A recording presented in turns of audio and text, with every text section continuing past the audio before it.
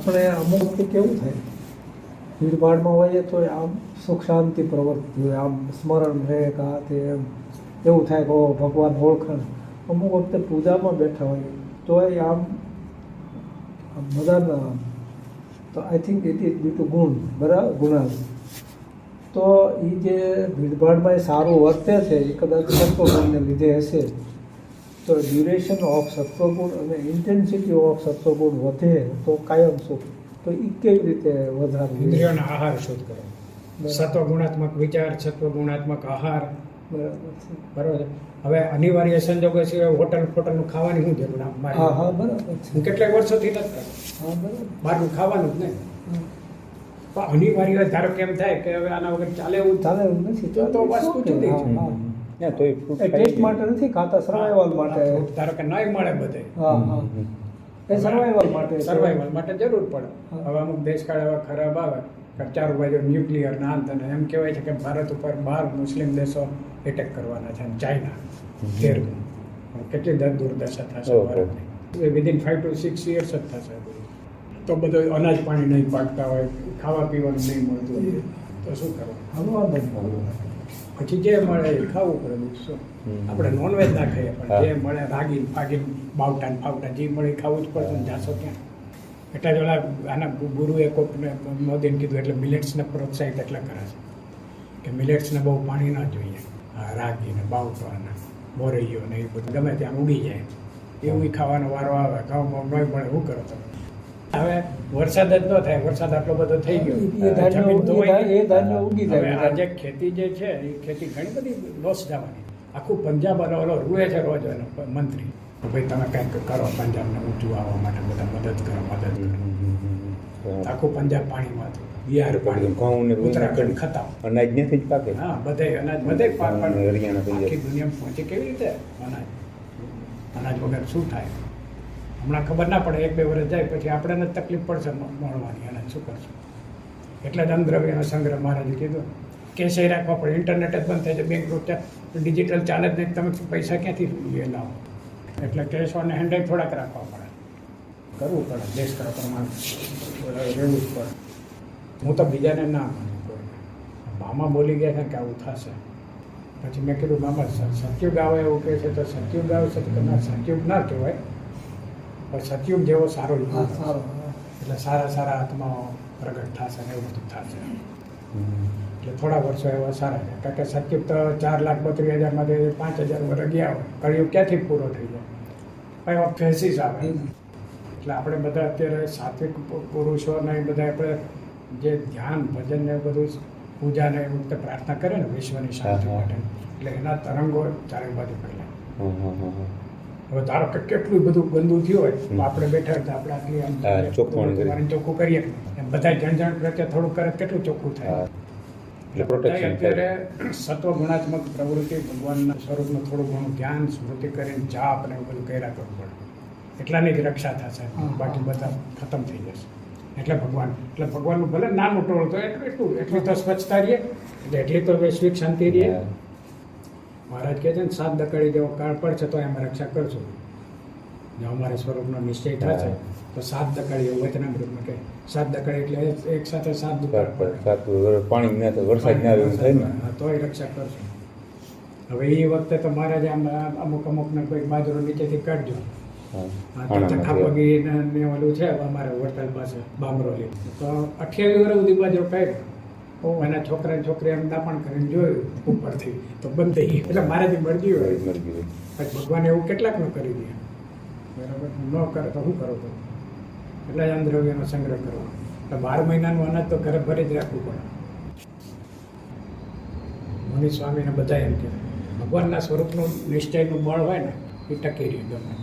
એટલે મહારાજે છેલ્લા વચનામૃતમાં આત્મા અને પરમાત્માનો વેગ લગાડી. હું દેહાદિકથી રહી છું, ભલે નામ ચીટીઓ પર દુખે ખરું, ભાવ તો રાખીએ કે હું મૂર્તિમાં છું, એમ ભાવ જ ન રાખીએ શું મળવાનું? તો 12મા ભાવમાં જતા રહીએ. દિવ્ય ભાવ તો રાખવો જ પડશે. મારા ચૈતન્યને મુક્ત તો તમને એ બળ તમને ગમે એવા પેલા સિચ્યુએશનને ફેસ કરવાની શક્તિ કઈ કરવાનું મારા જે મૂર્તિ ગમતી એક જ મૂર્તિ રાખે, પછી ઘડીક બળદિયાની ને ઘડીક વડતાલની ને ઘડીક એમ મેળ ન પડે. બધું ભગવાનના સ્વરૂપો કહેવાય. સાકરનું નારિયેળ અમદાવાદનું કહો તો એ છે, વડતાલનું કહો તો એ છે, અને બળદિયાનું કહો તો એ રાખવી પડે એક જ મૂર્તિ. એક આ કહે છે કે જે શ્રી કૃષ્ણ પોતાના સેવાને અર્થે ધર્મવંશના જે આચાર્ય તેમણે જ આપ્યું હોય તો તે આચાર્ય જે સ્વરૂપ તે સ્વરૂપને જ સેવવું, તે વિના બીજું જે શ્રી કૃષ્ણ સ્વરૂપ તો નમસ્કાર કરવા આવી ગઈ છે પણ છે. તો આપણે એનું કઈ રીતે આપણા મુક્ત હોય આચાર્ય કરતાં વિશેષ કહેવાય. આ ગોપાળાન સ્વામીએ જે કંઈ સ્વરૂપો પધરાવ્યો હોય તો આચાર્ય કરતાં વિશેષ જ કહેવાય. પણ અત્યારે આપણે પૂજામાં જે મૂર્તિ રાખતા હોઈએ બધા આપણે સ્ટોરમાંથી લઈ લઈએ છીએ બરાબર. એમને ધારો કે હરિકૃષ્ણ મહારાજે પોતે પધરાવેલું સ્વરૂપ છે કે નહીં, હા એ એટલા માટે કે લોકો જ્યાં ત્યાં પેલામાં પાછું ફસાઈ હા, ગયા. બરાબર એટલે મહારાજે આવું કીધું. બરાબર. પછી બધા મારું હું કૃષ્ણ જ છું, મારું પૂજો કરો કે હું રાધાને ભેગી રાખી દે, રાધા કૃષ્ણ હા. કરો ધ્યાન. એવા લોચા ન પડે એટલે ઉપાસના ટૂંકમાં જોડે. કારણ કે આપણે લઈને આમ મંદિરે ઓલું કરીને લઈ લઈએ તો એવું શોખે ને. મારી પાસે ઘનશ્યામ મહારાજનું મેટલનું સ્વરૂપ છે પેલા નવીનભાઈ કે વડતાલ જઈને હરિકૃષ્ણ મહારાજ કીધું આનો સ્પર્શ કરાવી દેજે હાથ. મહારાજ હરે હાથનો સ્પર્શ કરાવી દેજો. એવી રીતે મૂર્તિ પ્રસાદીની કરાવી દેવાય. કાં તો પછી મામાએ કે મોટા મુક્ત પૂજેલી મૂર્તિ હોય એને સ્પર્શ કરાવી હા દેવાય. હા મૂળ તો સંકલ્પ જ છે ને. હા સમજો. આપણે માનામાં કોક આવે છે કે આ મૂર્તિ પ્રસાદન કરો મહારાજ, આપણે તો સંકલ્પ જ કરવાનો. મહારાજને મામાને મુક્તને અંબારે સંકલ્પ કરો એટલે એ બધું દિવ્ય છે. મામા ક્યાં પૃથ્વી ઉપર મહારાજ પ્રગટ છે તો કઈ ખાલી છપૈયા દિવ્ય થાય, આખી પૃથ્વી દિવ્ય. એ સમજણમાં રહે, બધું દિવ્ય જ છે. અણુ જ્યાં ક્યાં મહારાજ નથી કે ભાવ થાય. હવે આજ મહારાજ છે આમ પડીએ કોઈને રસ ન હોય. હું એમ કહું કે આ નારાયણ મામાએ ઠેરવેલી માળા છે, તો કેવો ભાવ વધી જાય. એટલે બધું ભાવ જ ઓહો હો થઈ જાય. ભાવ છે. એટલે નહીં તો એમને એમ કાંઈ વેલ્યુ ન હોય. એમ બધું ભાવાત્મક છે. ભાવ દિવ્ય સ્થાન, ઓહો મહારાજ બાપા ને બધા મોટા મોટા સદગુરુઓ મુક્ત આ સ્થાનમાં દિવ્ય લીલા કરી છે. કેટલાક પારાયણો કર્યા છે, કેટલાક બ્રહ્મયજ્ઞો કર્યા, કેટલું બધું ધ્યાન કર્યું. મુનિ સ્વામી અખંડ ધ્યાન કરતા અહીંયા. આજ રૂમમાં હા હા જરૂર અહીંયા જ અંતર્જાન તે છોડ્યું. અહીંયા જ છે.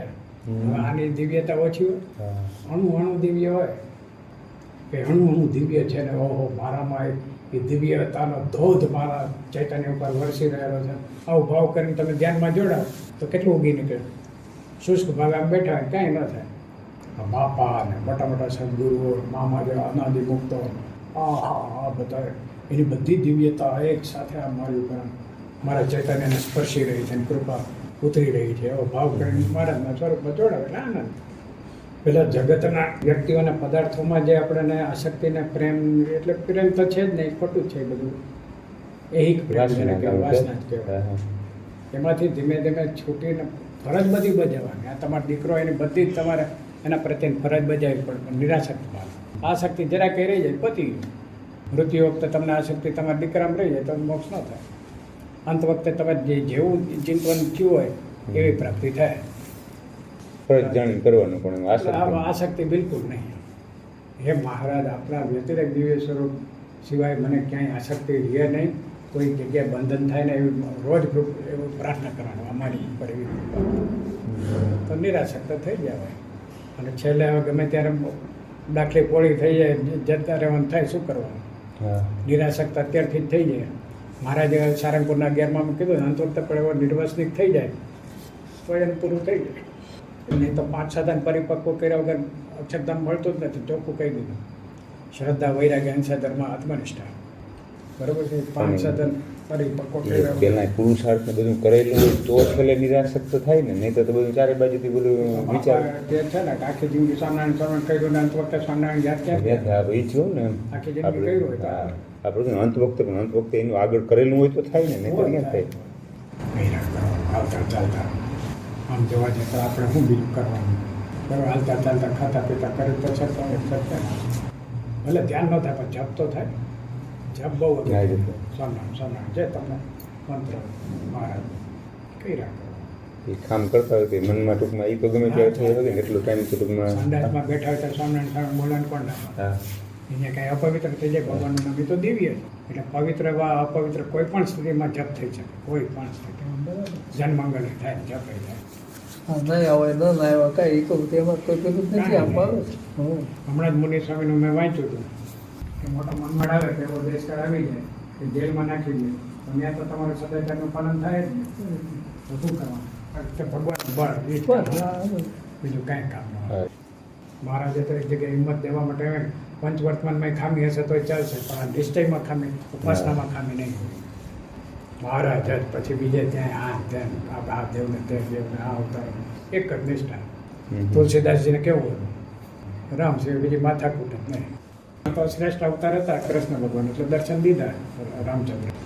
આપણે મહારાજ જે જન દેવ માનતા હોય, નિષ્ઠા એક રહેવી. મારે તમારો કોન્ટેક્ટ કરો તો તમારો ફોન લગાડો ત્યારે લાગે ને, ચંદુભાઈ લગાડો તમારી યારે ક્યાંથી કોન્ટેક્ટ કરે? એના જેવું મહારાજની હારે આપણે જોડાવું હોય તો મહારાજને પકડવા પડે, એનું સ્વરૂપ જ રાખવું પડે. કાં તમારું ઇન્સ્ટ્રુમેન્ટ ખરાબ હોય તોય ન થાય, કાં નેટ ન મળતું હોય તોય ન થાય. એટલે ઇન્સ્ટ્રુમેન્ટે સારું રાખવું પડે, ચૈતન્ય હારકો નિર્મળ રાખવો પડે બધું. અને ઇન્ટરનેટ એટલે મીડિયા, ભગવાનના મુક્ત એને રાખવા પડે. એના વગર તો ડાયરેક્ટ તો પહોંચાય નહીં. ઉત્કલન સુખ લેવાય આ સ્થાનમાં મુનિ બાપા વાતો કરતા હતા. હવે આપણે ભેગા થઈને સત્સંગ કરીએ. મુનિ બાપા કેવી અલૌકિક વાતો કરતા હશે. તમને દર્શન થયા હા? હતા? હા, મુનિ તો મને છેલ્લા જન્મના આશીર્વાદ વગર માગ્યા હતો. જાઓ તમારો છેલ્લો જન્મ, વગર માગે, વગર બોલે. એમાં એવું હતું, આ કિશોરભાઈ નથી હમણાં એવા મારા ભાઈ, એ એની સાથે મારા બીજા ભાઈ પ્રદીપ મુનિ સ્વામી કંઈક ઉપરની રૂમમાં હતા પાટડીમાં, અને અમને સ્વામીએ કીધું હશે એટલે એમને સાધુ અમને જમાડતા. એટલે જમીને હજી આમ હાથ બાથ ધોઈને હજી જરાક હું બેઠો હતો ત્યાં મુનિ સ્વામી ઉપરથી દાદર ઉતરતા ઉતરતા આવ્યા અને આમ લથડ્યું આવ્યું. એટલે હું આમ દોડીને પકડવા ગયો, સ્વામી પડી પણ જાય આખો ખાસ એવા ખીજાઈ ગયા ને. મને મામાને મળ્યો હતો એટલે મને ખબર કે મોટા મોટા લીલા ગમે એવી હોય તો મહારાજ એવું દેખાડે, ક્રોધ બોલે શ્રીજી મહારાજ દેખાડે, એવું અંદર ભાવ.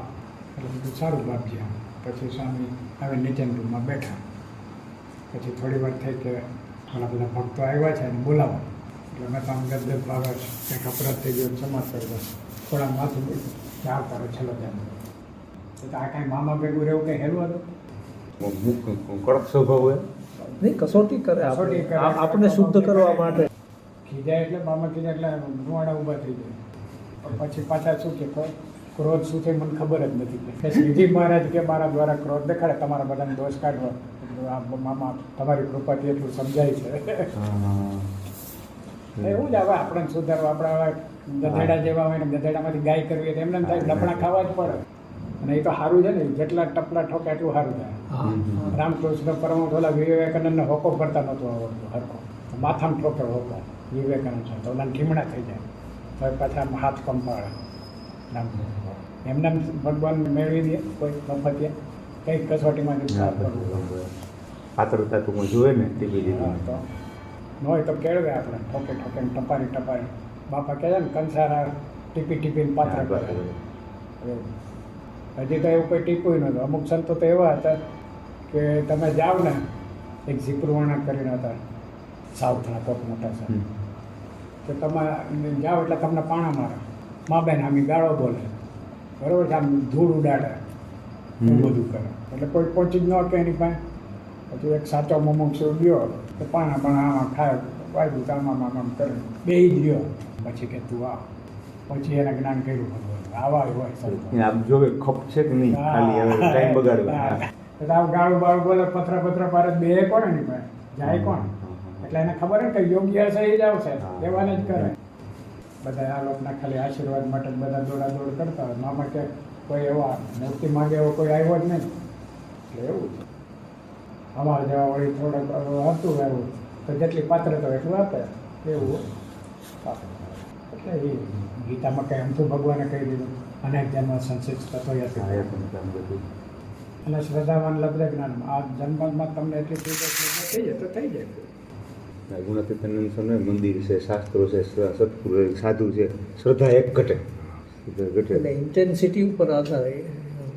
હવે ભાઈ ગુણાતીતાનંદ સ્વામી જેવા એવા સમર્થ મુક્ત બિરાજતા હતા તો એ અમુક નહોતા જ જતા એની પાસે હા જાણી ગઈ પછી એના ચેલા જતા જ કે પથરામાં હું કૂટાતો ત્યાં સુધી શું કામ છે અમે અહીં બેઠા છીએ એવાય એટલે એ સમયમાં એવું તો હોય જ એ કેમ ભગવાન એવું રાખે કે કેમ? બધાના પ્રકૃતિ સ્વભાવ ભગવાન નહીં બધાને પોતપોતાની પ્રકૃતિ સ્વભાવ તો હોય ને એ કાઢવા તો આવ્યો હોય અચ્છા હા. નહીં તો મહારાજ એમને વચનામૃતમાં મહારાજ કે ઈર્ષા કરવી નારદ શું કામ કરે એ વખતે ઈર્ષાળુ બેઠા જ હોય હા ઈર્ષા તો રહે છે મહારાજ હા, હા. એટલે મહારાજે ઉપાય બતાવ્યો કે ઈર્ષા કરવી તો નારદજી જેવી એ શું કામ હોય જ ઈર્ષા દ્વેષ આ તે બધું હોય ટૂંકમાં જન્મજાત સ્વભાવ ટૂંકમાં હોય સ્વભાવ બધા હોય નિષ્કામ રહીને ખાવું હોય. ઘણું આગળ ઘણી મુસાફરી કરેલી ને આગળ બધું ભેગું થાય જય સ્વામિનારાયણ.